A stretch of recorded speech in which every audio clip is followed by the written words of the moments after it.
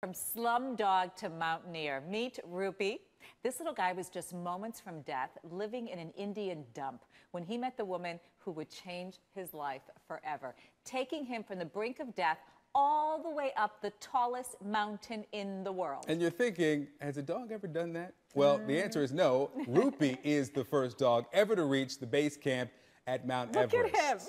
And all in the name of raising awareness about homeless dogs. And this is the woman who got him there, Joanne Lefson. She's taking a sip this morning, but she's joining us from Cape Town, South Africa via Skype. Good to have you with us, Joanne. So how did you meet Rupee? This doesn't look good. Can you hear us? Yes, I am. Oh, you can hear us? Yes, I can hear you. Okay, Hi. so how did you meet Rupee? Hi, Victor. How are you? Great. Gosh, I met, Rupee found me on a dump site in the northern region of India. It's a place called Ladakh, right kind of on the Pakistan border, on a dump site of all places. And by the way, here he is. Say hi, Rupee. Oh, he's adorable. And how old was he when you found him, and what condition was he in? Well, believe it or not, I only found him 3 months ago, and he was in really bad shape. In fact, not to sound dramatic, but I think I think he would have probably died in the next, hour, next 30 minutes. He hadn't eaten or had any water for, weeks, if not even longer than that. So he was not in good shape. So why did you decide to take him with you up to the base camp? And what made you think, or what did you see in Rupee to make you believe that he could make it? Well, this wasn't really planned with Rupee. To be honest, my sort of life revolved around a dog called Oscar that I adopted from a South African shelter about 9-10 years ago. And Oscar actually became the only dog to travel around the world, and that was 4 years ago. And Expedition Mount Everest was supposed to be Oscar's final voyage to the top of the world to prove that pet homelessness can be conquered. He was a big advocate for dog adoption around the world.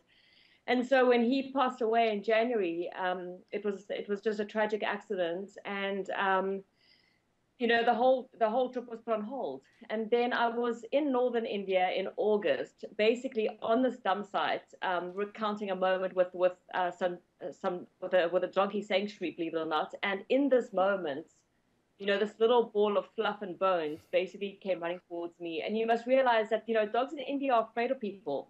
So, especially in this region. So the fact that he came to me, I kind of took it as a sign that maybe Oscar had perhaps sent him, to maybe, go and honor this expedition in his honor, and to really continue the cause, to promote dog adoption and compassion to homeless animals around the world. Oh, it certainly sounds like it was meant to be. Can you tell us about the trek? Was it difficult? Of course it was difficult. In fact, don't ask us to do it again. In fact, as you can see, he's actually still sleeping. But no, look, it was amazing. Obviously, we knew it was going to be a challenge and difficult. But, we're very passionate about the cause. And obviously, doing it in Oscar's honor, there was no turning back. It was just, it's all uphill. Lots of obviously, steep climbs, lots and lots of snow. What makes it difficult, though, is not so much the snow and the cold and the wind and the trekking. It's really the altitude, because as you get higher, the simplest things that you take for granted at sea level, just a simple step, holding a book, simple things become such a mission at that altitude. It's hard to explain, but that was really probably the biggest challenge. Not so much for Rupee, because he's actually a Himalayan dog, so going to those altitudes is never going to be a problem for him. Wow. Well, what a great story. It's amazing to see the pictures and to hear the story. And after that loss of Oscar, that portrait behind you, now you've got young Rupee to take with you around the world. Joanne Lefson, thank you so much for joining us from Cape Town this morning. That is a great family portrait right there, isn't it? Yeah. And remember, if you want to rescue your own dog, contact your local shelter.